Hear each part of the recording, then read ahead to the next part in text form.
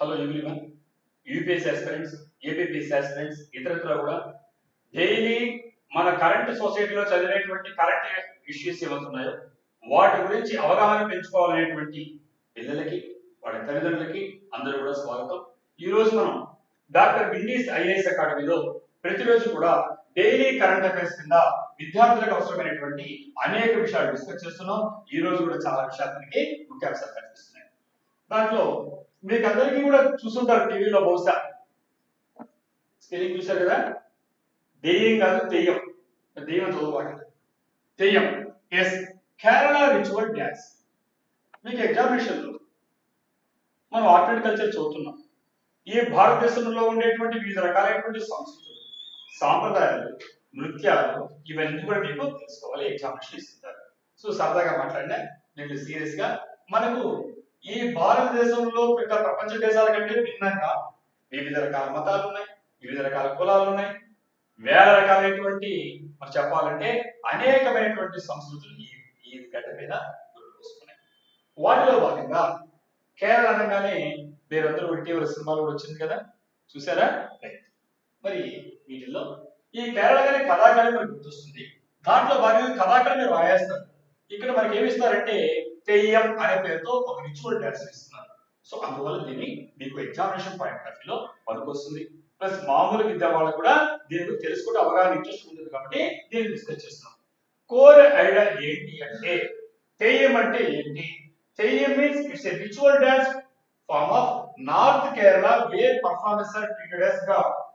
మనం చూస్తుంటాం పూర్వకాలం వచ్చినప్పుడు ఊగిపోతుంటారు కొన్ని వాటిల్లో కూడా. సో దాన్ని ఏమంటాం? అమ్మవారు కొనింది లేదంటే దేవుడు కొనే అంటాం. రకరకాల మతాల్లో ఉన్నాయి. మతాలు నాట్ ఓన్లీ హిందూయిజం, చాలా మతాలు అన్నింటిలో ఉంటుంది. సో అలాగని ఒక్కొక్క ప్రాంతంలో ఒక రకమైనటువంటి రూపంలో కనిపిస్తాయి ఇవన్నీ. సో కేరళలో ఉండే వాటిని చూస్తే ఇక్కడ ఈ నార్త్ కేరళ ఏమైతే ఉందో ఇక్కడ ఈ పర్ఫార్మర్స్ అంటే ఎవరైతే ఈ రకమైనటువంటి ఈ తెయ్యం అనే దాన్ని పర్ఫార్మ్ చేస్తున్నారో వీళ్ళు ఎలా చేస్తారంటే వీళ్ళని భగవంతుడుగా భావిస్తారు. అంటే దేవుడే వాళ్ళకి పూనే అని భావిస్తారు. మరి వార్తలోకి ఎందుకు వచ్చిందంటే increase attention due to cultural tourism. ఇలాంటి వర్డ్స్ మీరు గుర్తుపెట్టుకోవాలి. టూరిజం లో రకరకాలుగా అట్రాక్ట్ చేస్తాం. ఒక ప్రాంతానికి పర్యాటకులు టూరిజం వస్తే ఆటోమేటిక్ గా ఆ ఏరియాలో ఉండే ఎంప్లాయ్మెంట్ జనరేట్ అవుతుంది, ఎకానమీ డెవలప్ అవుతుంది. అందుకే జమ్మూ కాశ్మీర్ అనగానే మనకు రకరకాల ఆహ్లాదకరమైన వాతావరణం కనిపిస్తుంది, ఒక్కో దానికి ఒక్కో రకంగా. మరి కేరళ అనగానే ఏం కనిపిస్తుంది? కల్చరల్ టూరిజం అంటాం. అంటే ఒక సంస్కృతిలో ప్రత్యేకంగా ఉన్నప్పుడు అది మిగతా ఉండేటువంటి యాత్రికులను ఆకర్షించినప్పుడు అక్కడ పర్యాటకులు యాత్రికులు రావడం వల్ల ఆ ప్రాంతాల్లో ఉండేటువంటి ఎంప్లాయ్మెంట్ జరుగుతుంది, ఆ విధంగా ఉంటుంది. కాబట్టి దీన్ని కల్చరల్ టూరిజం అంటాం. సో ఇది ప్రిజర్వేషన్ ఎఫర్ట్స్ కోసము ఈ రోజు మనం దీన్ని వాడుకోవాలి. అందువల్ల అక్కడ కల్చర్ గా ఉండేటువంటి డెవలప్ అవడమే కాకుండా దాన్ని రక్షించుకోవడం వల్ల ఈ కల్చరల్ టూరిజం అనేది మనం డెవలప్ అవుతుంది. ఇది కాన్సెప్ట్. సరే, ఇక్కడ ఈ మనకు దీని గురించి మాట్లాడాలంటే ఒక్కసారి చూస్తే 800 to 1500 year old ritual folk art. అంటే ఈ తెయ్యం అనేటువంటిది ఎప్పుడుదండి? ఇప్పుడు కాదు, చాలా పాత ప్రాచీన కాలానికి చెందినటువంటి దాదాపు 800 నుంచి 1500 years బ్యాక్. అంటే ఎంత ఓల్డ్ చూడండి, ఎంత ప్రాచీనమైందో. సో కాబట్టి రిచువల్ ఫోక్ ఆర్ట్ అంటే ఫోక్ ఆర్ట్స్ అంటే మీకు కళలు జానపద నృత్యాలు ఉంటాయి. వీటిల్లో ఒక రకాల మంత్రాలు, తంత్రాలు ఇలాంటి వాటితో పూజలు, పురస్కారాలు ఇలాంటి వాటితో ఉండే వాటిని రిచువల్ అంటాం. సో అలాంటిది ఎక్కడ ఉంటుందంటే నార్త్ కేరళలో ఉంటుంది. నార్త్ కేరళ అనగా మనకి ఏం గుర్తొస్తుంది? మలబార్ రీజియన్ అంటాం. ఏమంటామో?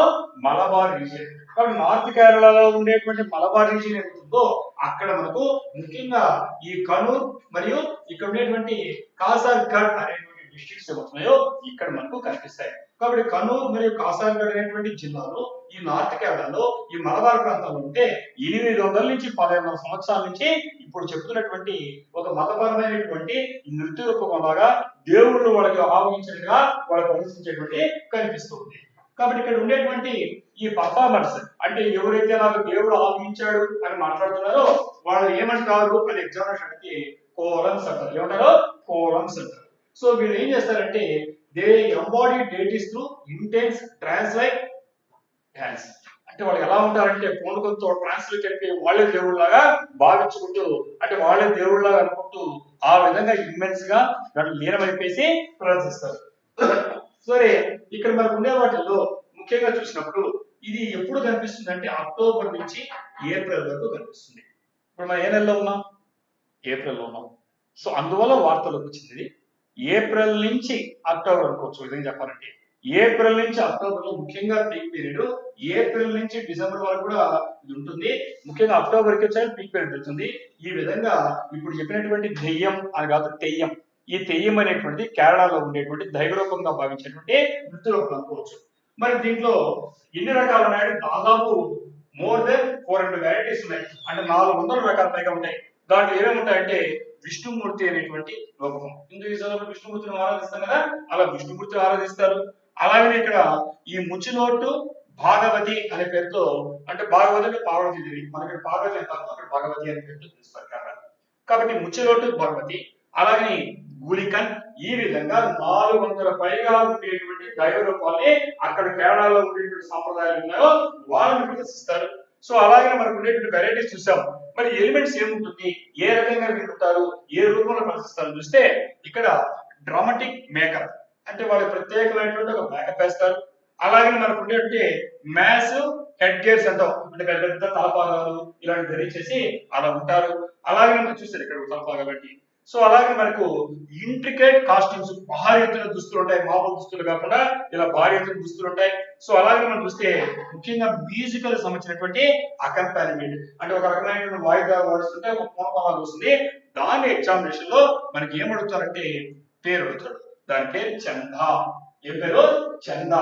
అక్కడ ఈ తెయ్యం అనేటువంటి నృత్య రూపకము ప్రదర్శించేటప్పుడు వాయించేటువంటి మ్యూజికల్ ఇన్స్ట్రుమెంట్స్ ని ఏమనొచ్చు, మీరు జతపరచని అడిగినప్పుడు తెయ్యం అంటే ఏం గుర్తుపెట్టుకోవాలి మీరు?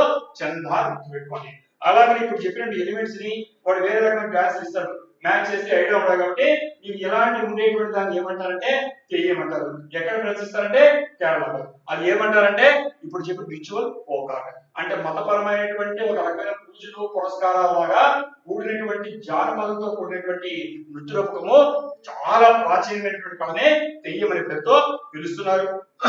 మరి ఈ కల్చరల్ సిగ్నిఫికెన్స్ ఏంటి, సాంస్కృతికమైన ప్రాధాన్యత ఏంటి అని చూస్తే ఇది బ్లెండ్ ఆఫ్ ట్రైబల్ ట్రెడిషన్స్. అంటే ఒక విధంగా చెప్పాలంటే ఇది ట్రైబల్ ట్రెడిషన్స్, అంటే గిరిజనులకు సంబంధించిన సాంప్రదాయాలు ప్లస్ హిందూ మైథాలజీ. ఇప్పుడు చూసాం కదా, ఇక్కడ చెప్పినటువంటి విష్ణుమూర్తి గాని భగవతి గాని ఇలాంటింతా కూడా హిందూ సంబంధించిన రూపాలు. కానీ వాళ్ళు ప్రదర్శించేదేమో హిందుత్వం లేదు, అది ట్రైబల్ సంబంధించింది, అంటే గిరిజనులు ఆదివాసులు వాడుతుంది. ఈ రెండింటికి సంబంధించిన మిక్స్డ్ బ్లెండింగ్ రూపంలో ఉంటుంది. కాబట్టి దీని యొక్క కల్చరల్ సిగ్నిఫికెన్స్ ఏంటంటే దీన్ని మనం ఆంథ్రోపాలజీలో చదువుకుంటారు మానవ శాస్త్రంలో. అంటే ట్రాన్సిషన్ పీరియడ్ అంటాం, అంటే ఒక రూపం నుంచి మరొక రూపానికి పరివర్తన చెందుతుంది. ఈ రకంగా ఆదివాసుల కల్చర్ ఏ రకంగా అకల్చరేషన్ చెంది హిందుత్వంలో ఇతర మతాల్లో కలిసిపోతుంది అనేటువంటి స్టడీ చేస్తున్నాం. సో దాంట్లో భాగంగా మనకు ఈ సిగ్నిఫికెన్స్ కనిపిస్తుంది. మరి ఇక్కడ చూసినప్పుడు ఇది ఎంతకాలం నుంచి అంటే ఎక్కడంటే నార్త్ కేరళ, ఈ చేసే మలబార్ రీజన్ ని 400 టైప్స్ ఆఫ్ చెప్పాను. ఇక్కడ వాడేటువంటి ఇన్స్టిట్యూట్ పేరు చందా. ఇది ఎగ్జామినేషన్ లో మీకు చాలా ఇంపార్టెంట్, చందా కూడా చెప్పడం జరిగింది. సరే, ఇక్కడ మనకు ఇంకొన్ని పదాలు కనిపిస్తాయి ఎగ్జామినేషన్ లో. ఈ పదాలు ఏ రకమైనటువంటి నృత్య రూపకానికి సంబంధించివో జడపరచమని ఐడెంటిఫై అడగచ్చు. అలా అడిగినప్పుడు మనం గమనిస్తే ఇక్కడ మనకు ముఖ ప్రసాదం కనిపిస్తుంది. ఏం పేరు? ముఖ ప్రసాదం. ముఖ ప్రసాదం అంటే ఏంటి అంటే ఫేస్ పెయింటింగ్, అంటే మూతికంతా వాడు చూస్తుంటారు కళాకారులు, వాటిలో ఒక రకమైనటువంటి పెయింటింగ్ వేసుకుంటారు. అలాంటి మేకప్ ని ముఖ ప్రసాదం అని పేరుతో పిలుస్తారు. అలాగే ఇక్కడ తొట్టం పట్టు. ఏం పేరు? తొట్టం పట్టు. తొట్టం పట్టు అంటే రిచువల్ సాంగ్స్, అంటే ఒక పూజ జరిగేటప్పుడు దానికి సంబంధించిన పాటలు పాడతారు. దాన్ని ఏమంటారంటే తొట్టం పట్టు, అంటే పాట గుర్తుపెట్టుకోండి, తొట్టం పట్టు. అలాగే ఇక్కడ మనకు వచ్చినప్పుడు ఇక్కడ తీచాముండి.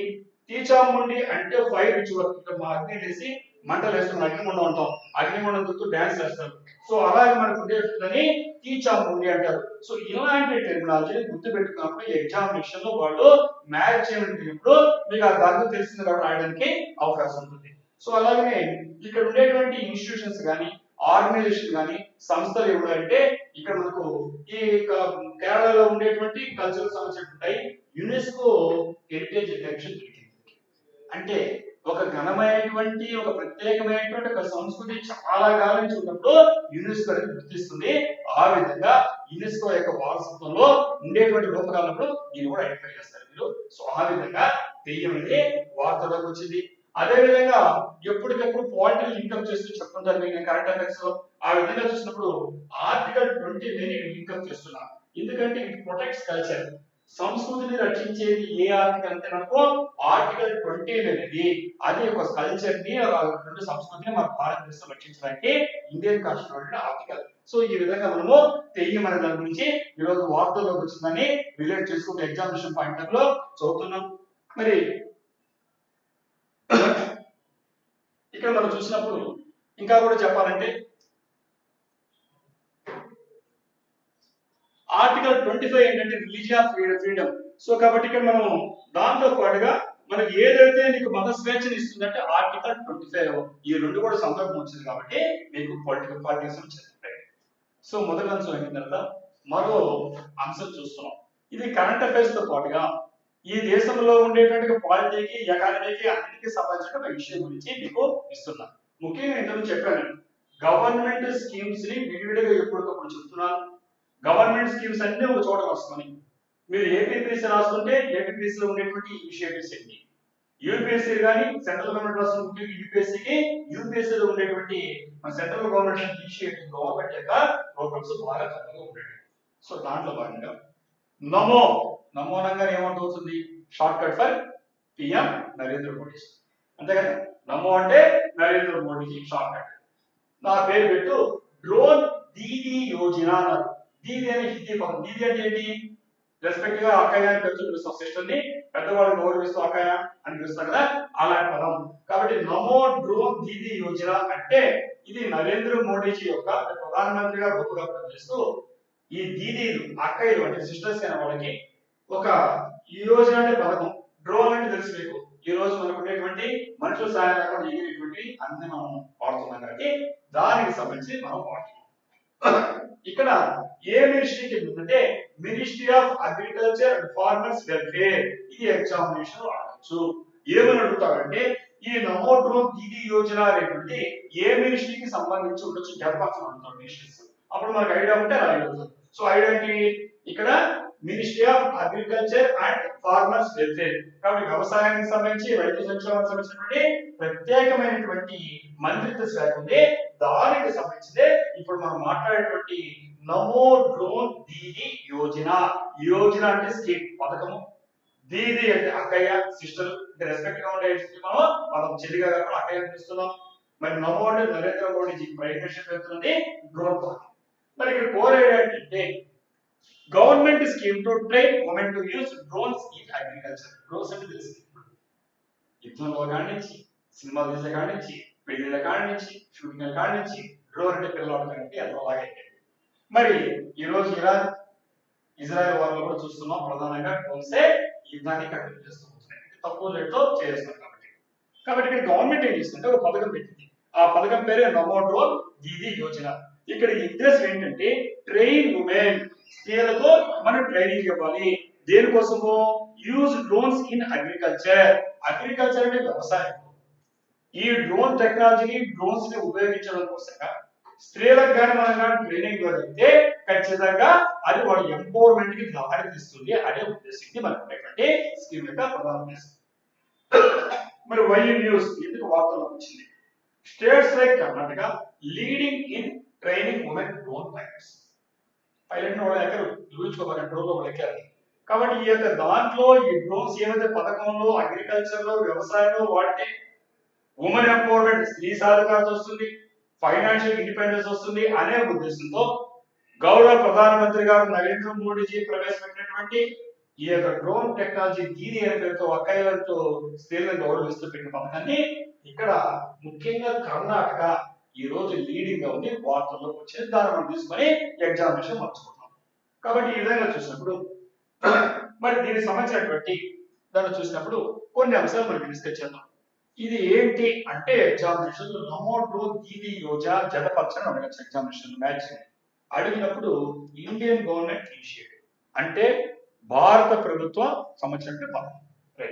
మరి దేనికి డిజైన్ చేశారు అడగచ్చు. దేనికి డిజైన్ చేశారంటే ఎంపవర్ రూరల్ ఉమెన్, గ్రామీణ ప్రాంతాల్లో ఉండేటువంటి స్త్రీలను సాధికారత అంటే వాళ్ళ కాళ్ళ మీద వాళ్ళు నిలబడుతూ ఆర్థిక స్వావలంబన సంపాదించాలి ఉద్దేశంతో. దేనికంటే ఆ rural women lead self help groups, ముఖ్యంగా ఎస్హెచ్జి అంటున్నాం, స్వయం సహాయక బృందాల పేరుతో తెలుగులో వాడుతుంటారు ఆంధ్రప్రదేశ్లో. SHG పొదుపు మహిళల పేరు వాడుతుంటా. అవన్నీ సెల్ఫ్ హెల్ప్ అంటే వాళ్ళకి వాళ్ళే స్వయంగా సహాయం చేసుకొని చేసేటువంటి గ్రూప్స్ ని బృందాలనే SHG అంటాం. అవి ఎవరి చేత నడుపబడుతున్నాయి? రూరల్ ఉమెన్, గ్రామీణ ప్రాంతాల్లో ఉండేటువంటి స్త్రీల చేత.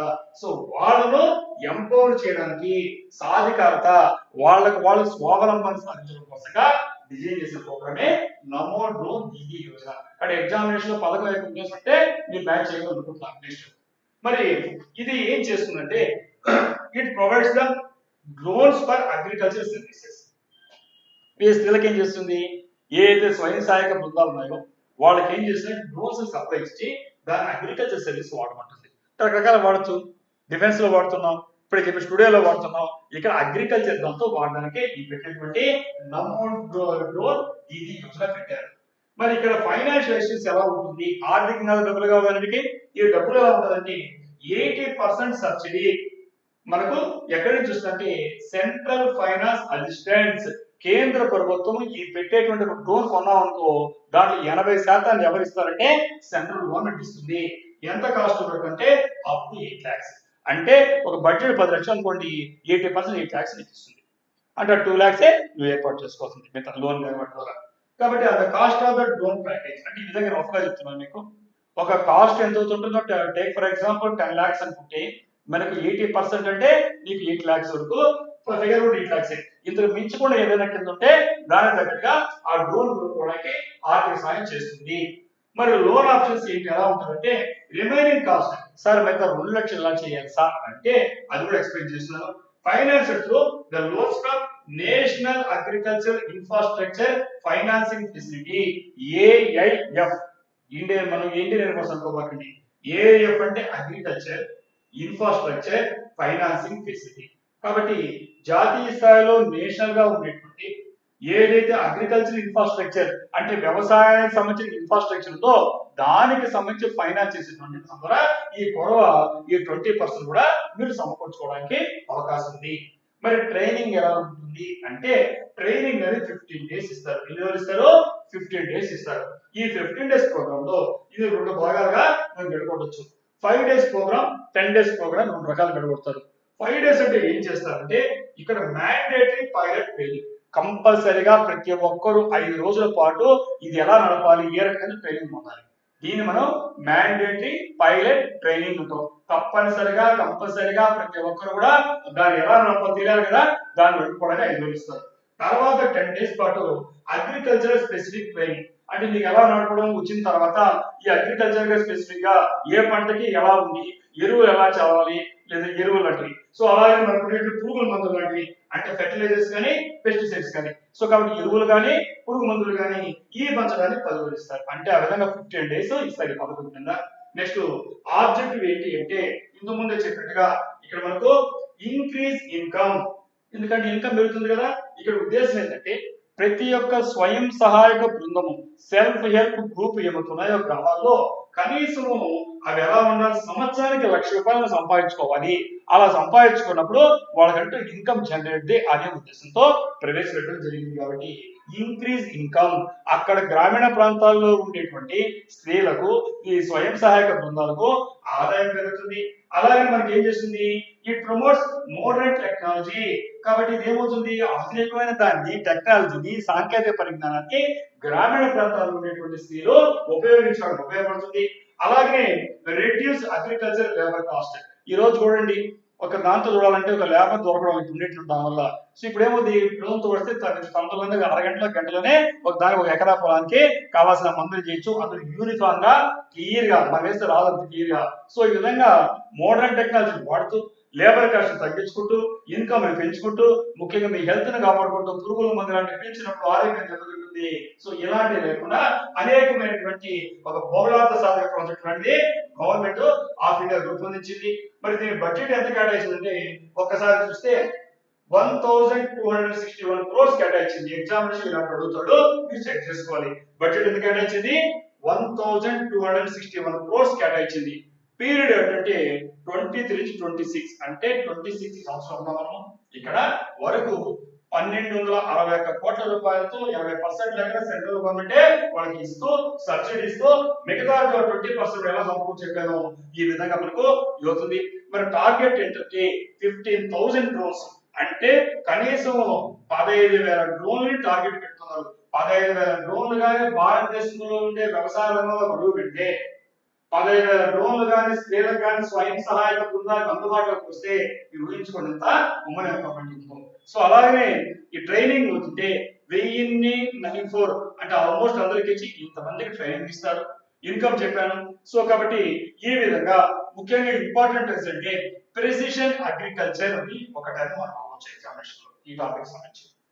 ప్రెసిషన్ అగ్రికల్చర్ అంటే use of technology in farming not inform in farming లో వ్యవసాయంలో ఇక్కడ మనకు టెక్నాలజీని వాడడానికి ప్రెసిషన్ ఖచ్చితంగా వాడుతున్నాం, గురిదాపు కూడా వాడడానికి వాడుతున్న పిచ్చి పిచ్చిగా లేకుండా అందువల్ల దీన్ని ప్రెసిషన్ అగ్రికల్చర్ అంటున్నారు.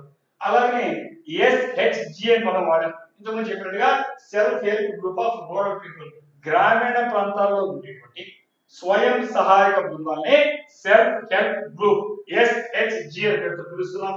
డ్రోన్ అంటే తెలుసు మీకు అన్మాన్డ్ ఏరియల్ వెహికల్. సో కాబట్టి ఇలాంటి విషయాలతో మీరు ఎగ్జామినేషన్ లో చూసుకోండి. ఈ పథకం కూడా ఇంపార్టెంట్. మరి థర్డ్ ఐటమ్ కింద మనం చూసినప్పుడు ఇక్కడ ఎంతవరకు దీనికి సంబంధించి మనం వాడేటువంటి దాంట్లో సెకండ్ దాంట్లో ఈ scheme focus on women empowerment, drones used for spraying fertilizers, Karnataka is leading state ఇవన్నీ మనం డిస్కస్ చేసాము. మరి థర్డ్ ఐటమ్ కదా, మరి థర్డ్ ఐటమ్ ఏంటంటే ప్రాజెక్ట్ 17A. ప్రాజెక్ట్ 17A ఉన్నారు పదాన్ని ఇదే ఉంటారు అనుకుంటున్నా. ఐఎన్ఎస్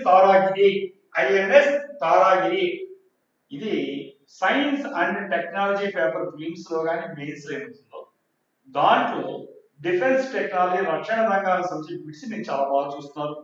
అది డిస్క్రిప్టివ్ కావచ్చు, మీకు మల్టిపుల్ చాయిస్ క్వశ్చన్స్ చూస్తారు. అది ఏపీపీఎస్సీ కావచ్చు, యూపీఎస్సీ కావచ్చు, అన్ని ఎగ్జామ్స్ కి సైన్స్ అండ్ టెక్నాలజీ ఉంది. ఆ సైన్స్ అండ్ టెక్నాలజీలో ఎస్పెషల్లీ మీరు ఇక్కడ చదవాల్సింది మీకు ఈ డిఫెన్స్ అవుతాం. ఈ డిఫెన్స్ లోకి వచ్చేసరికి ప్రాజెక్ట్ 17A అని ఇప్పుడు వార్తల్లో ప్రాజెక్ట్ 17A అంటే 17 కూడా ఉంది. 17 చదువుకొని 17A చదువుకోండి. మీకు లెసన్ ఎప్పుడో వార్త వచ్చినప్పుడు అందుకే రిలేటెడ్ గా అన్ని ఐటమ్స్ డిస్కస్ చేస్తున్నాను నేను మీకు. కాబట్టి ఇక్కడ నేను ఈ 17 చెప్పాలి, 17A చెప్పాలి. ఈ సెషన్ లో ఐఎన్ఎస్ తారా గురించి మాట్లాడుతున్నాం. కోర్ ఏంటంటే India launch a new stealth worship. Stealth అంటే రాడార్ చేతికి కంటికి కన్నుగా కనపడకుండా తప్పించడానికి స్టెల్త్ అన్నాం. అర్థం కదా, ఒక రాడార్ ఉంటుంది. మన విమానం అనుకోండి, మన ఎయిర్పోర్ట్ ఫ్లైట్ అది శత్రు దేశానికి పాకిస్తాన్ వెళ్ళింది, అది రాడార్ బస్ కట్టి కూల్చేస్తుంది. అలా దొరకకుండా కన్ను కనపడాలా. సో ఆ విధంగా మ్యాజిక్ చేస్తాం అన్నమాట. సో దాన్ని తక్కువ ఎత్తులో వెళ్తుంది స్టెల్త్ టెక్నాలజీ అంటే రాడార్ టెక్నాలజీకి దొరకకుండా. సో కాబట్టి ఇండియా ఏం చేసిందంటే ఇక్కడ ఫ్లైట్సే కాకుండా ఇలా షిప్స్ తయారు చేస్తారు అన్నమాట. ఇది న్యూ స్టెల్త్ వార్షిప్.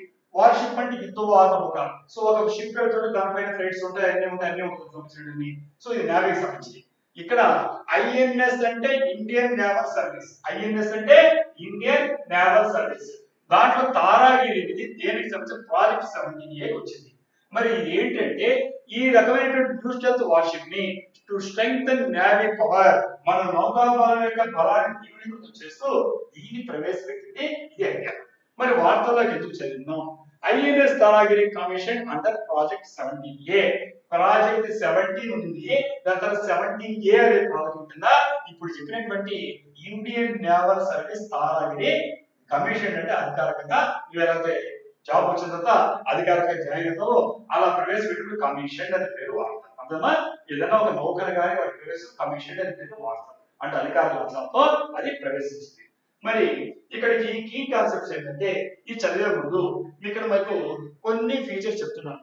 అసలు స్టెల్త్ క్యాపబిలిటీ అంటే ఏంటి ఇప్పుడు చెప్పాను. స్టెల్త్ అంటే specialised hull design and radar absorbent materials significantly reduce radar cross section making the stealthier than previous class.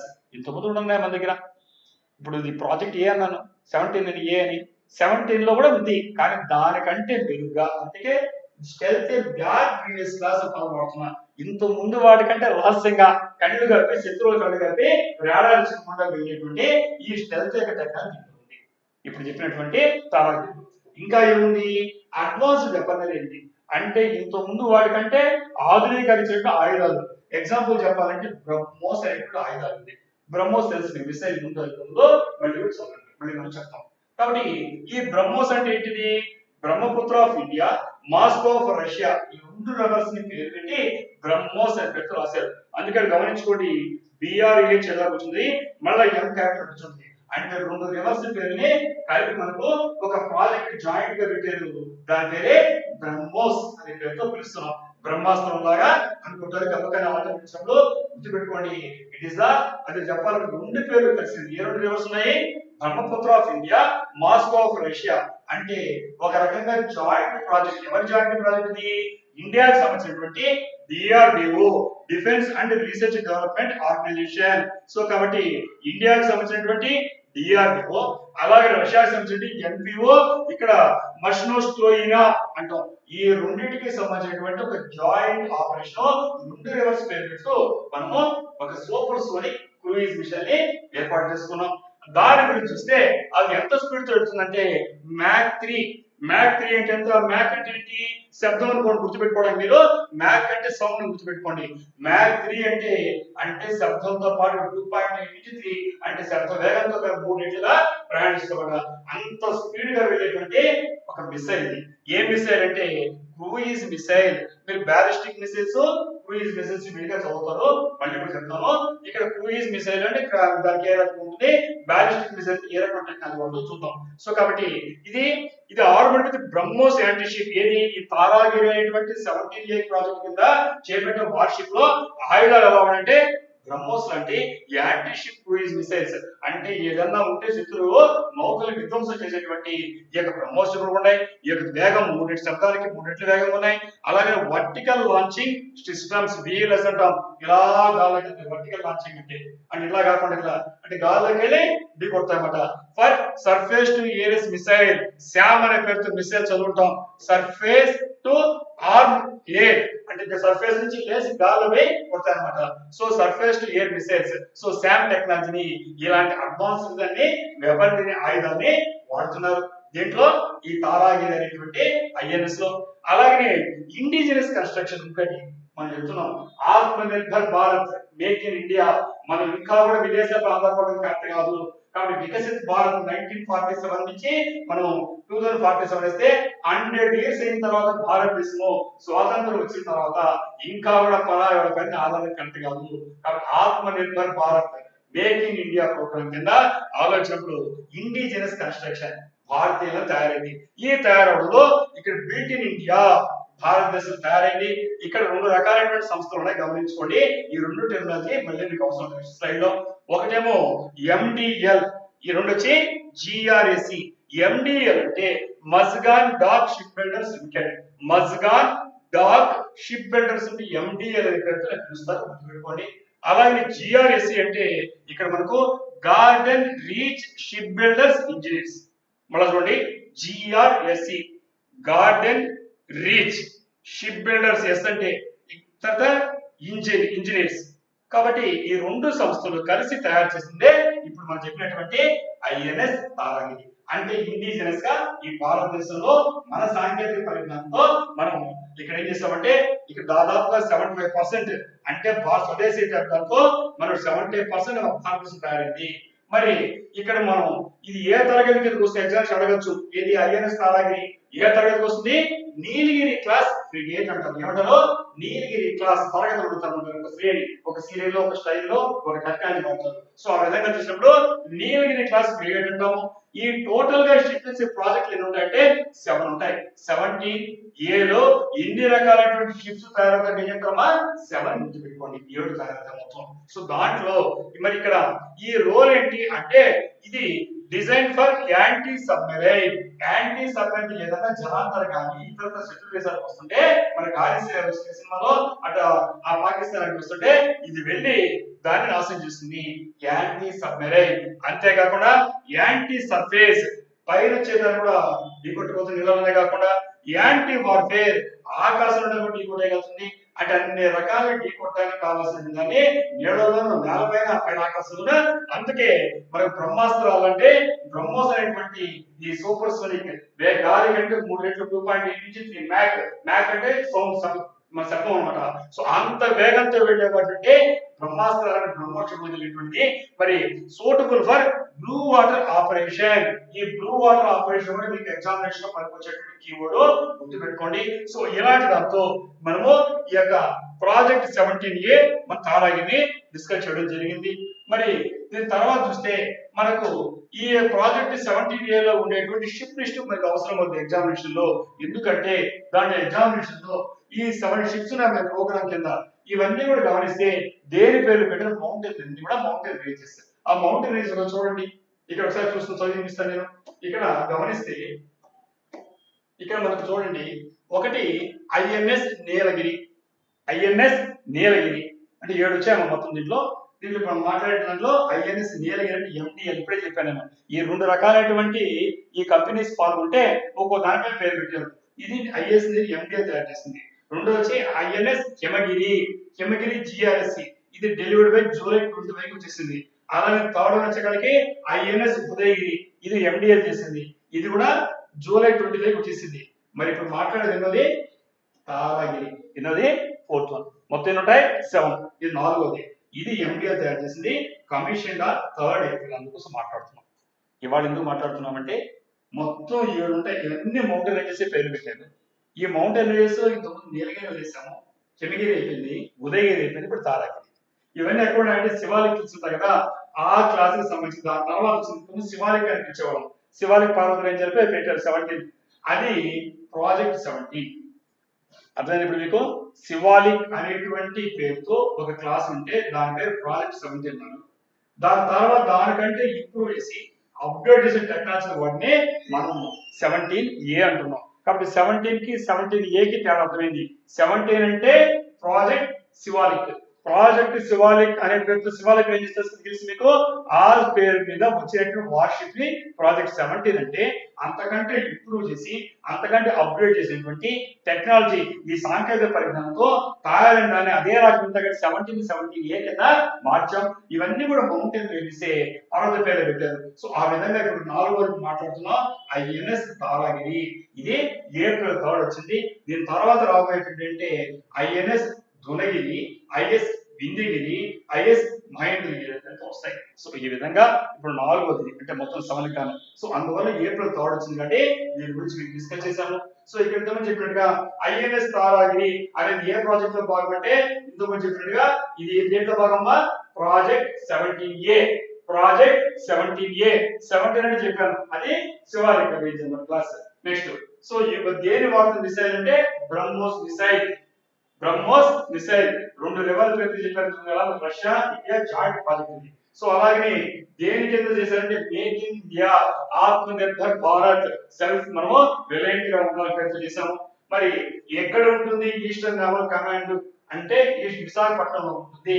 మన ఆంధ్ర వాళ్ళు కదా, ఆంధ్రప్రదేశ్ కూడా గర్వపడి విశాఖపట్నంలో ఉండేటువంటి ఈస్టర్న్ నేవల్ కమాండ్ కదా ఇప్పుడు జరిగినటువంటి మనము ఈ యొక్క దాన్ని తారాగిరిని అక్కడ కమిషన్ చేయడం జరిగింది అధికారికంగా. మరి ఇక్కడ మనకు దీని ఎంఎఫ్ స్టార్ రాడర్ అని ట్రాకింగ్ కోసం వాడతారు. సో ఇది మెరైటైమ్ సెక్యూరిటీ అంటే సముద్రం మనకు ఉండేటువంటి దాన్ని మనకుండే బలగాన్ని పెంచడానికి ఈ ఐఎన్ఎస్ తారాగిరిని వాడుతున్నాం. సో ఈ విధంగా ఎగ్జామినేషన్ లో మ్యాచ్ గా మిసైల్ టైప్ తో వాడుతాడు, అప్పుడు బ్రహ్మోస్ వాడతారు తారాగిరి కింద. అలాగే ఐడెంటిఫై నేవల్ ఫోర్స్ 17 అంటే 17 లో ఉండేటువంటి మౌంటైన్ రేంజెస్ లాగా ఈ 4 మొత్తం లిస్ట్ ఇచ్చేసాను. అలాగే మనకు లొకేషన్ బేస్ కింద ఎక్కడ ఉందంటే విశాఖపట్నం నేవల్ కమాండ్ రాస్తారు. ఈ విధంగా ఎగ్జామినేషన్ గుర్తుపెట్టుకోండి. మరి నెక్స్ట్ డిఫెన్స్ సంబంధించి ఇంకొకటి సైన్స్ అండ్ టెక్నాలజీలో డిఫెన్స్ కింద ఇంకొక ఐటమ్ వచ్చింది. ఇది ఇంత ముందు వార్తలు డిస్కస్ చేసాం, మళ్ళీ కూడా డిస్కస్ చేస్తున్నాం. ఎగ్జామినేషన్ రాదగినటువంటి వ్యక్తి ఏం పేరు INS Aridhaman. INS Aridhaman. INS అంటే చెప్పాను ఇండియన్ నేవల్ సర్వీస్.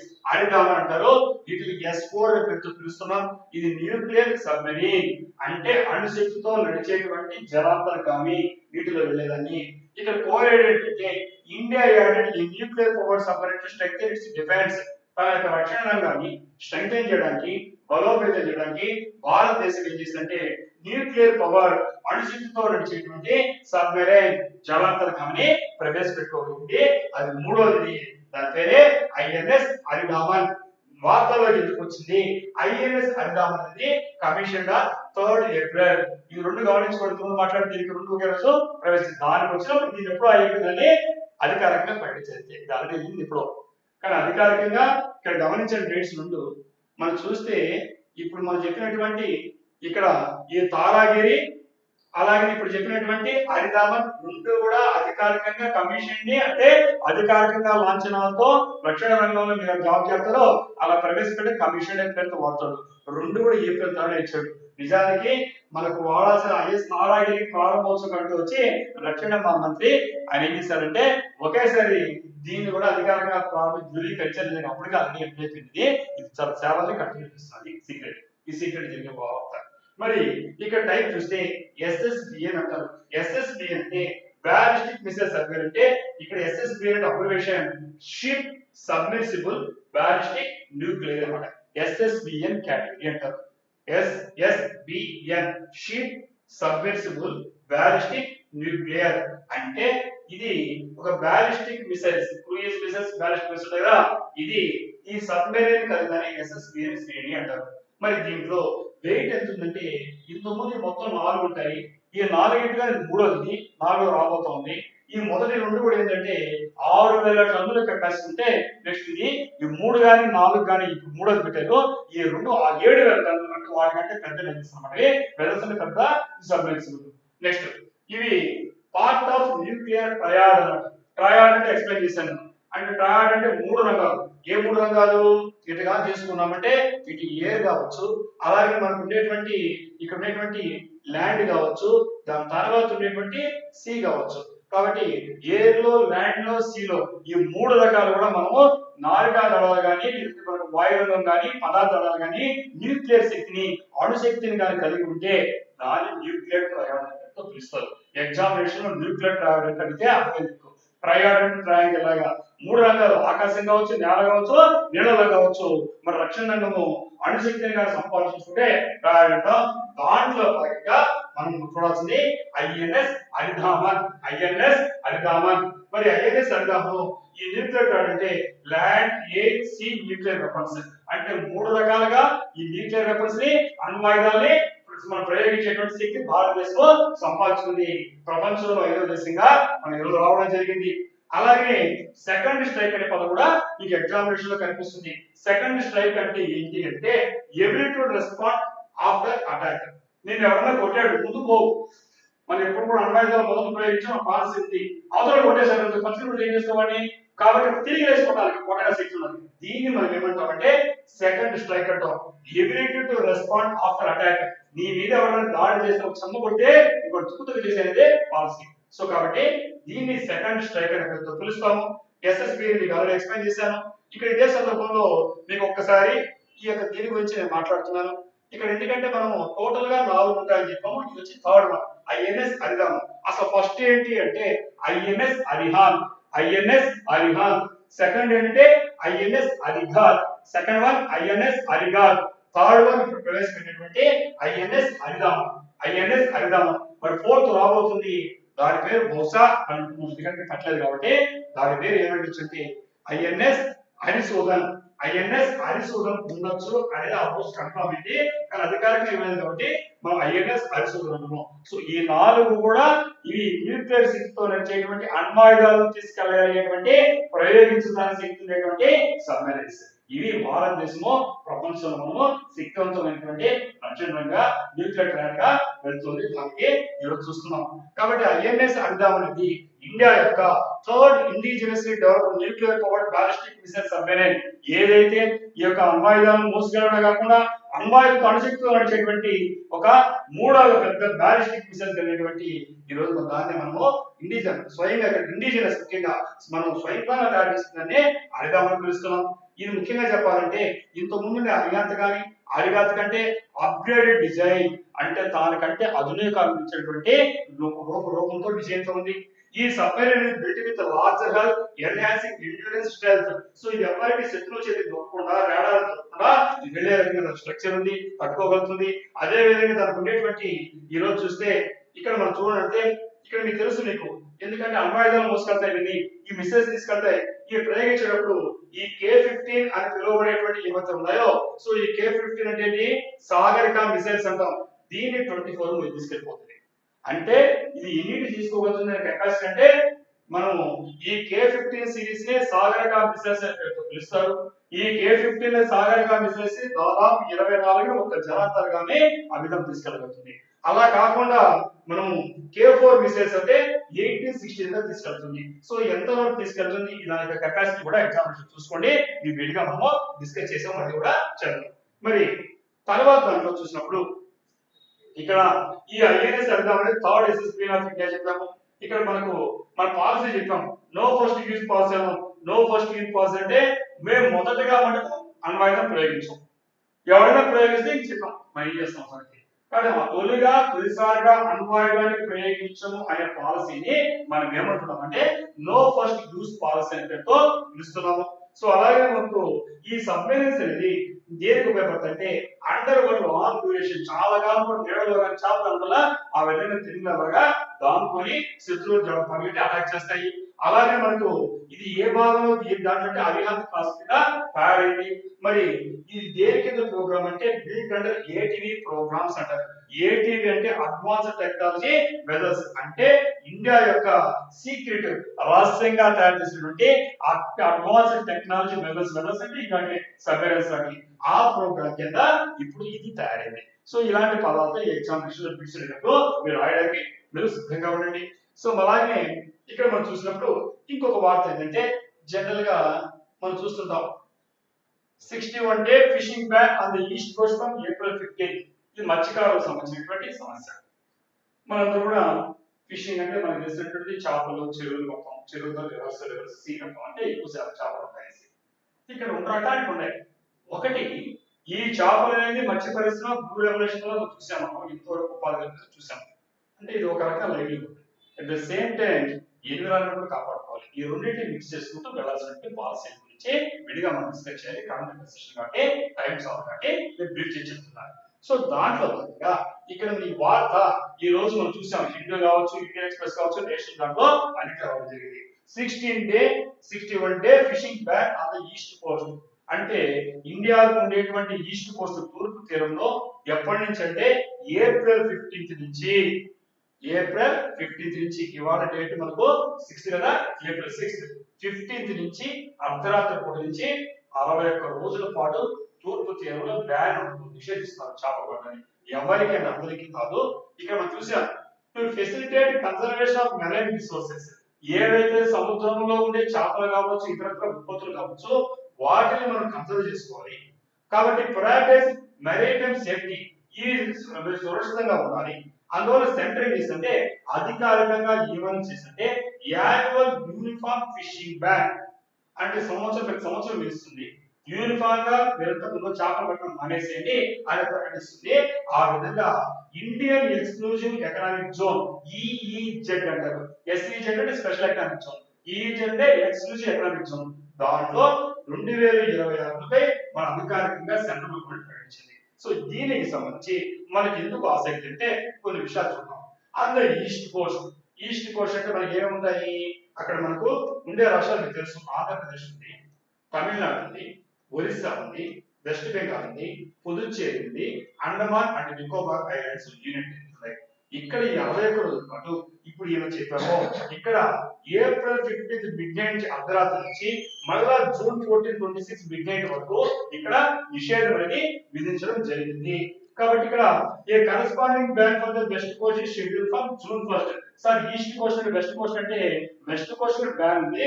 ఎప్పటి నుంచి అంటే దాని తర్వాత ఇక్కడ ఇది అయిపోగానే ఈ జూన్ 14 అయిపోతే జూన్ 1 కాడ నుంచి జూలై 31 వరకు అక్కడ ఉండేటువంటి వాతావరణం అక్కడ ఉండేటువంటి లైవ్లీహుడ్ సంబంధించి ఇక్కడ బ్యాన్ పెట్టడం జరిగింది. ఇక్కడ మనకు ఈ బ్యాలెన్స్ సంబంధించి ఇక్కడ కొన్ని విషయాలు వస్తున్నాయి. ముఖ్యంగా చెప్పాలంటే ఇక్కడ మనకు అర్జిల్లీ దాస్ అనేది జనరల్ సెక్రటరీ. దేనికి జనరల్ సెక్రటరీ అంటే ఈ ఫిఫో అనే దానికి. ఫిఫో అంటే ఏంటంటే ఫిషర్ ఆర్గనైజేషన్, అంటే federation of Indian fisher organisation. వాళ్ళకంటే ఒక ఫెడరేషన్ ఉంటుంది, దానికి సరే జనరల్ సెక్రటరీ. అంటే ఈ రిస్ట్రిక్షన్స్ ఏవైతే పెట్టారో ఇవి సివియర్ థ్రెట్ గా ఉంది మాకు ఫిషర్ పోటీ అంటారు. అంటే ఈ జాలరీ కమ్యూనిటీస్ ఉంటాయి. జాలరీ కమ్యూనిటీస్ అంటే చేపలు పట్టే కమ్యూనిటీలు. ఒక్కొక్క ప్రాంతంలో ఒక్కొక్క రకమైన కమ్యూనిటీ ఒక్కొక్క చేపలు పడుతుంటారు. అవి ట్రైబ్ కావచ్చు, క్యాస్ట్ కావచ్చు. ఇప్పుడు మీరు పెట్టిన నిషేధం అవుతుంది. ఈ చేపల్ని మెరైటైమ్ దాన్ని పరిరక్షిస్తే బాగానే ఉంది, కానీ మాకు ఉండేటువంటి పొట్టపొట్టు పడుతున్నాయి అనే పేరుతో ఈ federation of Indian fisheries organisation FIFO అంటుందని, ఈ ఫిఫో అనే అతను సంబంధించినటువంటి జనరల్ సెక్రటరీ అయినటువంటి అర్జీలి దాస్ గారు అతను తన ఆందోళనని వెలుగుచ్చారు. ఇక్కడ మనం ఏం చేయాలంటే ముఖ్యంగా చెప్పాలంటే ఇక్కడ ఈ బ్యాలెన్స్ సంబంధించి ఫిఫో ఏమంటుందంటే government implement more inclusive policies. మీరు బ్యాడ్మింటన్ బాగానే ఉంది, మెరైటైమ్ పరీక్షలు బాగానే ఉంది, ఇక్కడ మీరే ఇంక్లూసివ్ పాలసీ మమ్మల్ని అర్థం చేర్చుకోండి. ఎవరైతే చేపలు పట్టేటువంటి వృత్తిపై ఉన్నామో మమ్మల్ని మీరు ఇంక్లూడ్ చేసుకోవాలి. ముఖ్యంగా ఈ ఫైనాన్షియల్ స్టేషన్ మాకు ఉంటుంది, అంటే ఆర్థికమైనటువంటి సమస్యలు మా వృత్తిని చేపల పట్టడం 60 రోజుల పాటు అంటే దాదాపు నెల రోజుల పాటు ఉన్నప్పుడు మాకు పొట్ట కూడా ఎలా గడుస్తుంది. కాబట్టి ఫైనాన్షియల్ స్ట్రెస్ నుంచి స్ట్రెయిన్ నుంచి మమ్మల్ని రక్షించడానికి, మిటిగేట్ చేయడానికి, తగ్గించడానికి, ఉపశమించడానికి మార్గాలు వెతకండి అంటూ అతను ఏం చెప్పాడంటే మాకు 20,000 రూపాయలు దగ్గర మాకు అప్రాక్సిమేట్ గా మాకు 74,000 మంది స్త్రీలు ఉన్నారు ఈ ఫిష్ ట్రేడ్ లో, ఈ చేపల వ్యాపారంలో. మాకు ఒక్కొక్కరికి 20,000 రూపాయలు మాకు ఇవ్వండి, ఎందుకంటే చేపల పంట మాకు పొట్టగలదు కదా, అది మాకు ఇవ్వండి అంటున్నాడు. సో ముఖ్యంగా చెప్పాలంటే ఈ నేబరింగ్ గా ఉండే తమిళనాడులో ఈ విధంగా చేస్తున్నారు. మరి మీరు కూడా ఇనిషియేటివ్ తీసుకొని ప్రతి కుటుంబానికి 20,000 రూపాయలు ఇస్తే మేము 41 రోజుల పాటు చేపలు పట్టాం కాబట్టి మాకు గడుస్తుంది అని చెప్పాడు. సో ఈ సందర్భంలో ఎగ్జామినేషన్ సంబంధించి మీకు ఏమొస్తాయి దానికి సంబంధించి మనకు కాన్సెప్ట్ ఐడియా ఉంది కాబట్టి దీనికి సంబంధించి క్వశ్చన్ చూస్తున్నాం. ఇక్కడ డ్యూరేషన్ ఎప్పటి నుంచి పెట్టాడు? ఏప్రిల్ 15 మిడ్ నైట్ నుంచి ఎప్పటి వరకు 14 జూన్ 2026 వరకు. ఇది బ్యాన్ అంటే 61 రోజుల పాటు ఫిషింగ్ బ్యాన్ పెడుతున్నారు ఈస్ట్ కోస్ట్ లో. దాని తర్వాత ఎక్కడ పెడతారంటే వెస్ట్ కోస్ట్ లో పెడుతున్నారు. మరి అఫెక్టెడ్ రీజన్స్ ఇప్పుడే చెప్పినట్టుగా east Coast states and union territories, west Bengal కావచ్చు, ఒరిస్సా కావచ్చు, ఆంధ్రప్రదేశ్ కావచ్చు, తమిళనాడు కావచ్చు, పుదుచ్చేరి కావచ్చు and Andaman and Nicobar union territory ఉన్నాయి. మరి టార్గెట్ ఏంటి అంటే ఈ బ్యాన్ అనేది ఎవరికి అప్లై అవుతుంది? అందరికీనా? కాదు.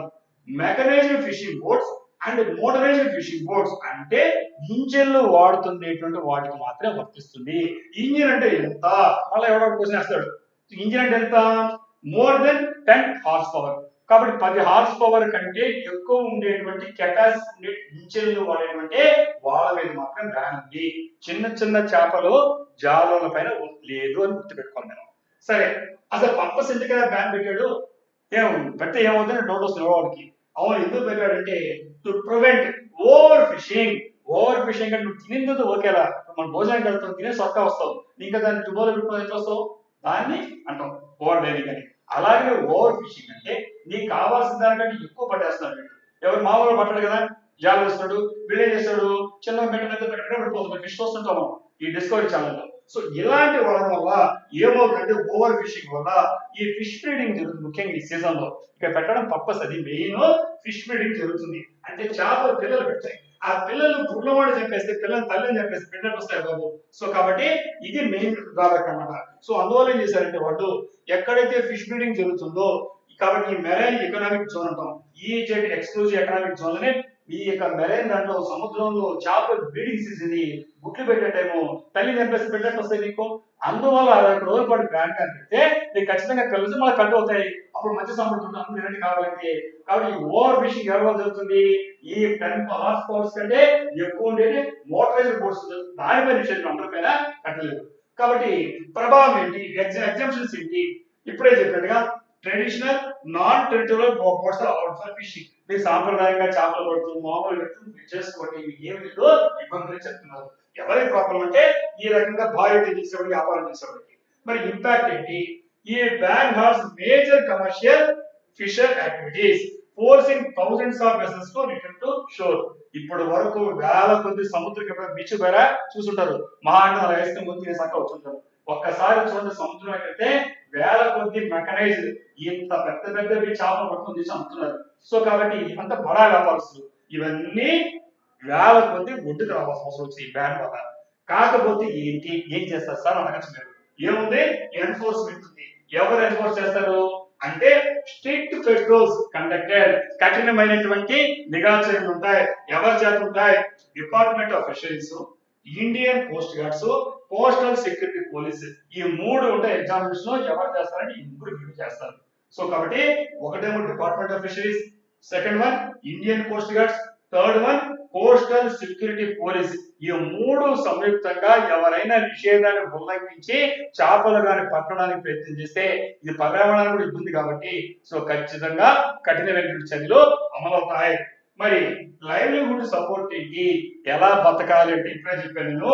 ఇక్కడ మనకి గవర్నమెంట్ ఏం చేస్తుందంటే వాళ్ళకి ట్రెడిషనల్ గా ఎవరైతే సాంప్రదాయంగా చేపలు పట్టుకుంటారో మీ పొట్ట కూడా కొట్టడం లేదు, మీకు కావాల్సినది అందిస్తుంది. కాబట్టి ఎవరికి సమస్య అంటే మొత్తాన్ని పర్యావరణం దోచేస్తామో అనేటువంటి బడాలకమైనటువంటి వ్యాపారస్తులు ఉంటారో, అలాగే మ్యారేటర్లు ఉంటారో వాళ్ళకి మాత్రమే బ్యాన్, కానీ ఏం కాదు. అందువల్ల బ్రీడింగ్ జరుగుతుంది, చేపలు మళ్ళా సమృద్ధిగా సముద్రంలోకి వస్తాయి. పర్యావరణాన్ని బ్యాలెన్స్ చేయడానికి ఈ పెట్టే బ్యానే ఈ ఎగ్జామినేషన్ లో మీకు ఉపయోగపడేటువంటి 61 డే బ్యాన్ పీరియడ్. 61 డే దాన్ని మనం ఎప్పటి నుంచి గుర్తుపెట్టుకోండి, ఏప్రిల్ 15 అర్ధరాత్రి నుంచి అమలు అవుతుంది.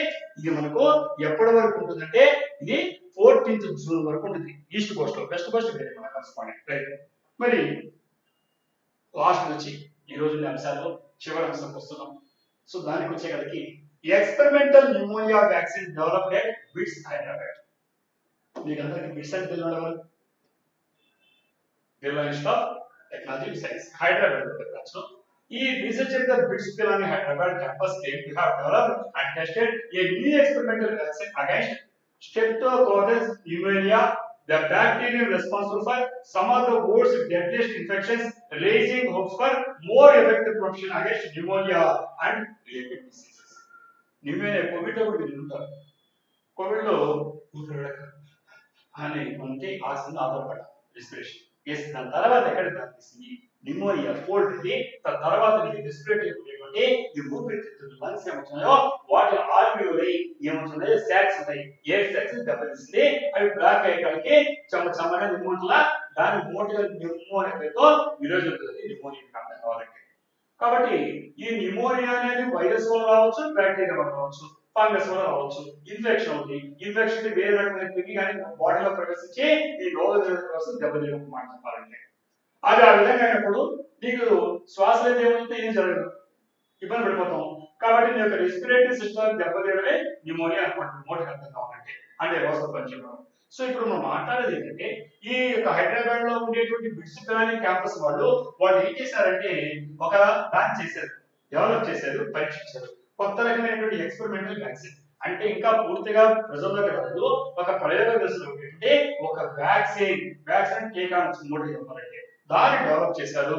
అది ఏంటంటే దేనికంటే ఈ స్ట్రెప్టోకాకస్ న్యూమోనియా అనేటువంటి బ్యాక్టీరియా ఉంటుందో ఈ న్యూమోనియా కలిగించేటువంటి బ్యాక్టీరియా అర్థమా.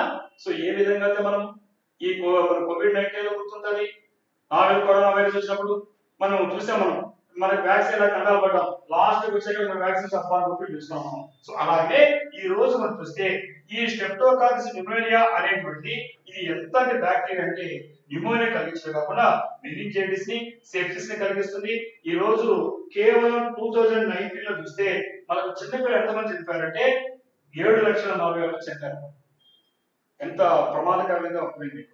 కేవలం 2019 లో ఉండేటువంటి గణాంకాలు స్టాటిస్టిక్స్ పరిస్థితి 7,40,000 చిన్నపిల్లలు చనిపోయారు. దేనివల్ల అంటే కేవలం ఈ యొక్క జస్ట్ బ్యాక్టీరియా డెడ్లీ అంటే స్ట్రెప్టోకాకస్ న్యూమోనియా అంటాం. సో ఇంత లీడింగ్ బ్యాక్టీరియా అన్నమాట. సో దీని తర్వాత చాలా మంది చనిపోతున్నారు. దీనికి వ్యతిరేకంగా ఈ రోజు ఒక పోరాడేటువంటి ఒక వ్యాక్సిన్ అవడం అంటే అందరూ కూడా ఈ రోజు మనం ఆనందంతో చూస్తున్నాం, ఎదురు చూస్తున్నాం. కాబట్టి ఈ రోజు ఎగ్జిస్టింగ్ వ్యాక్సిన్స్ లేవా అంటే ఉన్నాయి. ఆ వ్యాక్సిన్స్ ఏంటంటే చెప్పాలంటే పాలీసాకరైడ్ బేస్డ్. అంటే పాలీసాకరైడ్స్ ఉంటారు, మోనోసాకరైడ్స్, పాలీసాకరైడ్ సైన్స్ పదార్థం నాలెడ్జ్ క్లాస్ లో ఈ పాలీసాకరైడ్ బేస్డ్ ఆధారమైనటువంటి PPV23 అంటాం. ఒక వ్యాక్సిన్ పేరు PPV23 ఉంది. అదే విధంగా మనకు ఇంకోటి PCV అంటున్నాం. PCV అంటే ఇక్కడ మనకు నిమోకోక్సల్ కాంజుగేట్ వ్యాక్సిన్ అంటాం. సో ఇప్పుడు అవి ఉన్నాయి.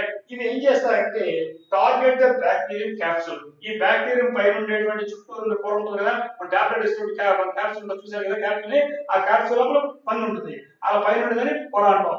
అలాగే ఈ బ్యాక్టీరియాలో ఉండేటువంటి చుట్టూ ఉండేటువంటి తొడుగు మీద టార్గెట్ చేస్తూ ఇప్పుడు ఉండేది పనిచేస్తుంది. ప్రజెంట్ ఉండేటివి ఈ కొత్తగా వచ్చింది ఏం చేస్తుందంటే ఈ విధంగా చూసినప్పుడు మనకి more than 100 known strains or serotypes current vaccines protect against only select variants.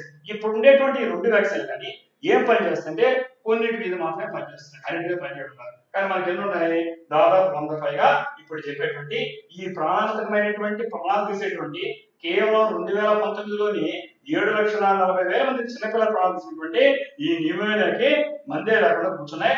ఉంటే పై పరుగులు మాత్రం పనిచేస్తున్నాయి. అలాగే 100 పైగా వేరియంట్స్ ఉంటే ఇవి కేవలము కొన్ని రకాలైనటువంటి కేవలము ఈ వాటి మీద మాత్రమే పనిచేస్తున్నాయి. కాబట్టి ఇప్పుడు వీళ్ళు ఏం చేశారంటే వీళ్ళు అడ్వాన్స్డ్ ఉపయోగించి వీళ్ళు కొత్త రకమైన దాన్ని కనిపెట్టారు. ఇంత ముందు వాటితో పోల్చుకుంటే ఇది అనేకమైన స్టేట్స్ మీద పనిచేస్తుంది. కొత్తగా వచ్చిన వ్యాక్సిన్ ఇంత ముందు లిమిటెడ్ ఉన్నాయి, ఇది అన్నిటి మీద పనిచేస్తుంది. ముఖ్యంగా చెప్పాలంటే ఈ రోజు ఉన్నటువంటి ఈ selected epitopes or antigens recognised by the immune system from our outer cell war proteins such as PLY, PSPA, PSAA were stitched together in silico. Silico అంటే computer simulation to create a viral vaccine candidate. అంటే వీళ్ళు ఏం చేశారంటే మనం ఎలా అయితే tailoring లో రకరకాలైనటువంటి అన్ని కుట్టి తయారు చేస్తాం కదా, ఆ విధంగా మీకు మోడల్ తయారు చేశారు. ఈ మోడల్ ఇప్పటి వరకు ఎదుర్కోకుండా తప్పించుకున్నటువంటి ఏవైతే ఉన్నాయో వాటిని కూడా ఎదుర్కొనే విధంగా ఈ విధంగా వీళ్ళు ఈ యొక్క పైన ఉండేటువంటి అవుటర్ వాల్ లో ఉండే ప్రోటీన్స్ అనేటువంటి ఈ క్యాపిటల్ పీస్ కూడా ఈ ప్లై అంటారు, పిఎస్ఏ, పిఎస్పిఏ, పిఎస్ఏఏ ఇలాంటి వాటిని కలుపుతూ వాటికి కొత్త రకంగా నిరోధక శక్తి లేకుండా చంపేటువంటి దాన్ని చేశారు. అంటే ఈ రోజు ప్రపంచంలో ప్రాణాంతకమైనటువంటి ఇవ్వగానే అరికట్టేటువంటి వ్యాక్సిన్ తొందరలో రాబోతున్నటువంటి శుభవార్తలు ఇచ్చారు. ఎవరు ఇచ్చారు అడుగుతాడు ఎగ్జామ్స్ లో, ఎవరు ఇచ్చారు చెప్పమో, బిట్స్ పిలాని క్యాంపస్ వాడు ఇచ్చారు. ముఖ్యంగా బ్యాక్టీరియా పేరు గుర్తుపెట్టుకోండి. బ్యాక్టీరియా పేరు స్టెప్టోకాకస్ విమేనియే. ఏ పేరు? స్టెప్టోకాకస్ విమేనియే. ఇది సైన్స్ అండ్ టెక్నాలజీలో మనకు రాగలిగినటువంటి బిట్. దాన్ని ఎదుర్కోవడానికి ఇచ్చారు. ఇది మీరు గుర్తుపెట్టుకోండి. మరి ఇలాంటి మంచి వార్తలతో మళ్ళీ రేపు క్లాస్ లో మళ్ళా మనం డాక్టర్ ఇంగ్లీష్ ఐఎస్ అకాడమీలో మనము డైలీ కరెంట్ అఫైర్స్ సెషన్ కింద మరిన్ని కొన్ని మంచి వార్తలు విందాం. Until then I wish you all the success.